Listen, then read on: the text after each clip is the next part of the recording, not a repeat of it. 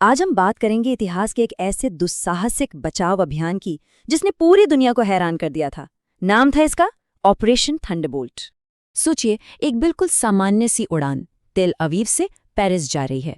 सब कुछ ठीक है, लेकिन फिर अचानक कुछ ऐसा होता है जो इस सफर को एक भयानक अंतर्राष्ट्रीय संकट में बदल देता है। तो ये सब शुरू कहाँ से हुआ? एथेंस में एक स्टॉपओवर पर। यहाँ पर दो अलग अलग गुटों के 4 हाईजैकर्स बड़ी आसानी से प्लेन में चढ़ जाते हैं।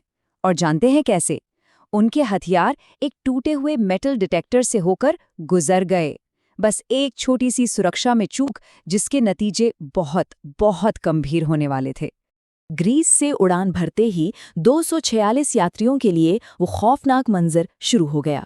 अपहरणकर्ताओं ने प्लेन पर कब्जा कर लिया और ऐलान किया कि अब ये प्लेन पेरिस नहीं जा रहा है। लीबिया में रिफ्यूलिंग के बाद प्लेन को एक ऐसी जगह उतारा गया जहां हालात और भी ज्यादा खतरनाक थे, युगांडा। उस वक्त युगांडा पर कुख्यात तानाशाह ईदी अमीन का राज था। और तो और यहां पहुंचते ही अपहरणकर्ताओं को 3 और आतंकियों का साथ मिल गया, यानी बंधकों के लिए मुसीबत और बढ़ गई थी। अब बात करते हैं उनकी मांगों की। अपहरणकर्ताओं ने जो मांगा वो होश उड़ाने वाला था।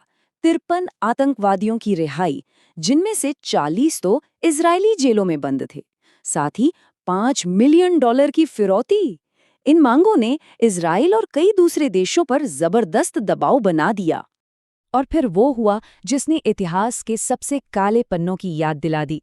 युगांडा के सैनिकों की मदद से अपहरणकर्ताओं ने बंधकों को उनके धर्म और राष्ट्रीयता के आधार पर अलग करना शुरू कर दिया।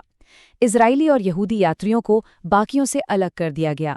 ये एक बहुत ही डरावना मोड़ था। अब इजराइल के सामने एक बहुत बड़ा सवाल था। उनके 100 से ज्यादा नागरिक 4000 किलोमीटर दूर एक दुश्मन देश में बंधक थे। समय हाथ से निकलता जा रहा था। ऐसे में इजराइल कर भी क्या सकता था?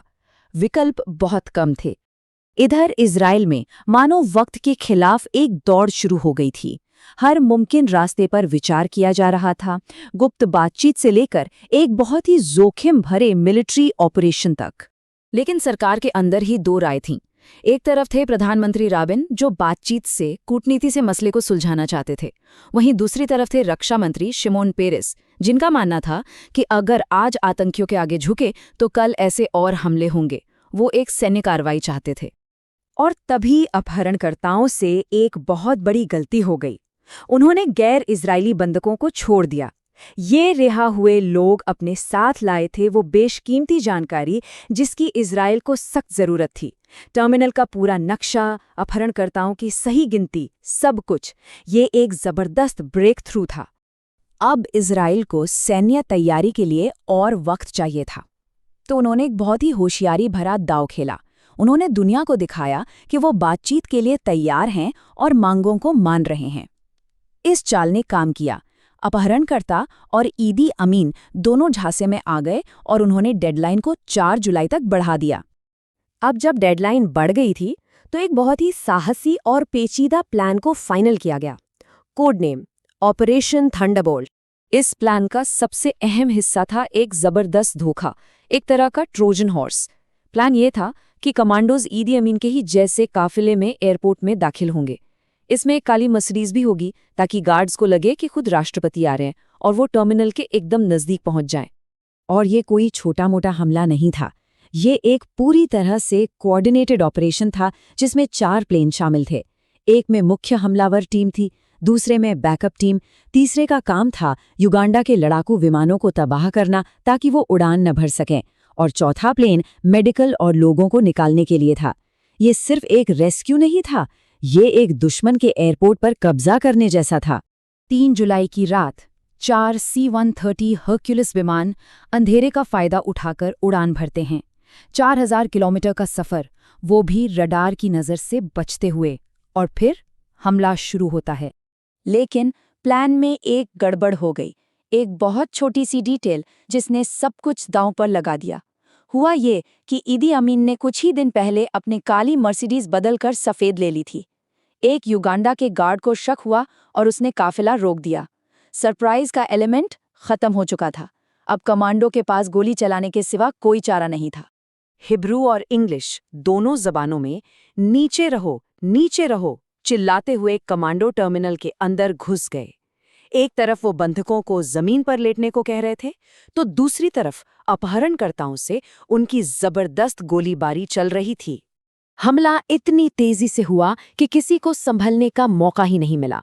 कुछ ही मिनटों के अंदर टर्मिनल में मौजूद सभी 7 अपहरणकर्ता मारे जा चुके थे। अपहरणकर्ताओं के खात्मे के बाद अब सबसे बड़ी प्राथमिकता थी बंधकों को सुरक्षित निकालना। उस अफरा-तफरी के बीच कमांडो ने डरे हुए लोगों को इकट्ठा किया और उन्हें तेजी से बाहर खड़े C-130 प्लेन की तरफ ले जाने लगे। कुल 102 बंधकों को बचा लिया गया। सोचिए, जमीन पर यह पूरा ऑपरेशन सिर्फ 53 मिनट में खत्म हो गया। एक हैरान कर देने वाली कामयाबी, लेकिन इस जीत की एक बड़ी कीमत भी चुकानी पड़ी। इस कामयाबी के बावजूद नुकसान भी हुए। मिशन को लीड कर रहे ग्राउंड कमांडर योनी नेतन्याहू शहीद हो गए। वो अकेले इजरायली सैनिक थे जिनकी जान गई। क्रॉस फायरिंग में 3 बंधकों की भी दुखद मौत हो गई और एक चौथी बंधक, जिन्हें पहले अस्पताल ले जाया गया था, उनकी बाद में ईदी अमीन के आदेश पर बेरहमी से हत्या कर दी गई। योनी नेतन्याहू के सर्वोच्च बलिदान के सम्मान में इस मिशन का नाम ऑपरेशन थंडरबोल्ट से बदलकर ऑपरेशन योनातन रख दिया गया। योनी इजराइल में एक राष्ट्रीय हीरो बन गए। उनके इस बलिदान का देश पर गहरा असर पड़ा और इसने उनके छोटे भाई बेंजामिन नेतन्याहू के राजनीतिक भविष्य को भी एक नई दिशा दी। और इसीलिए एंटेबे का ये रेड आज भी मॉडर्न हिस्ट्री के सबसे कामयाब और लंबी दूरी के काउंटर टेररिज्म मिशंस में से एक माना जाता है। ये एक मिसाल है कि कैसे बेहतरीन प्लानिंग, सटीक जानकारी और बेहिसाब हिम्मत से नामुमकिन लगने वाले हालात पर भी काबू पाया जा सकता है। ये घटना हमारे सामने एक बड़ा सवाल छोड़ जाती है। आखिर एक देश अपने नागरिकों की रक्षा के लिए किस हद तक जा सकता है? और जब आतंक से सामना होता है तो जोखिम और नैतिकता के बीच वो कौन से मुश्किल फैसले होते हैं जो लेने पड़ते हैं?